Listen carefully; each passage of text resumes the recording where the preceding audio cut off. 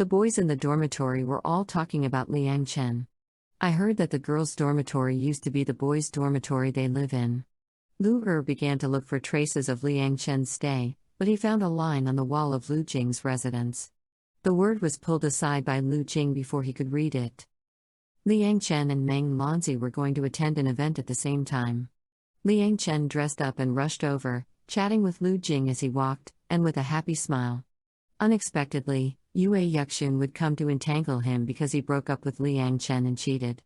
After the incident, the company stopped all Yue Yuxun's work. Yue Yuxun reluctantly pleaded with Liang Chen to get back together.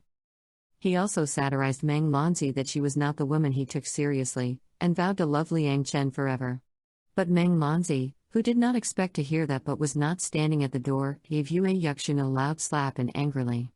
Jia Yun originally thought it was just a contradiction between Meng Lanzi and Yue Yuxun, and couldn't sit still when he heard that Liang Chen was entangled.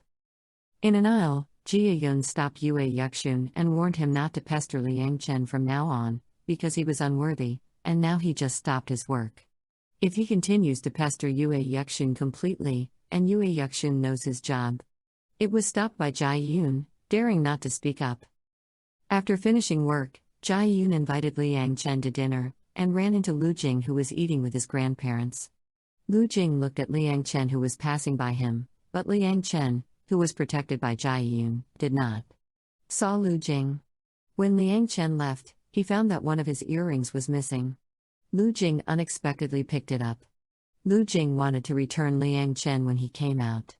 He was probably too nervous. Lu Jing stood quietly and watched. After Liang Chen for a long time, when he had the courage to return it, Liang Chen turned his head, and Jia Yun took the earring instead. Liang Chen just heard Lu Jing's voice and felt familiar, and turned around in surprise to see at a glance, Lu Jing had already left. After returning, Liang Chen wanted to let Lu Jing take the game with him, but Lu Jing, who was live broadcast, had no time to take it with him. Lu Jing watched Liang Chen's live broadcast, and there were tens of millions of fans, and many people showed off his affection. Lu Jing unexpectedly knew Liang Chen was watching the live broadcast, and he bluntly said that the little box would not learn it. Unconvinced, Liang Chen insisted on going in to complete the task by himself, but he was shot dead in 5 minutes. Lu Jing decided to take Liang Chen to play the game again. The two changed their gear this time to steal the chips. Although Liang Chen had a spoon in his hand, they didn't know what it was for. Lu Jing used the spoon to block the exhaust. The fan of the hole took out the chip from the back. When the two were about to leave, they encountered many robot attacks. Lu Jing handsomely guarded Liang Chen in his arms and charged into the battle. When they were fighting, Grandma suddenly came into the room to deliver milk to Lu Jing.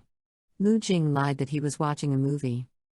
It was possible that the action was suspended until the grandmother left, and she quickly went into the fight, which made Liang Chen almost shot. Fortunately, she had learned the snake-like position with Lu Jing before and escaped the fate of being shot. After killing the enemy, Liang Chen curiously asked why Lu Jing was motionless just now. Lu Jing said with a smile that he recorded Liang Chen's serpentine position, and he wanted to treasure it, and put it to Liang Chen. He was happy to hear Lu Jing. Liang Chen's laughter pouted and angry.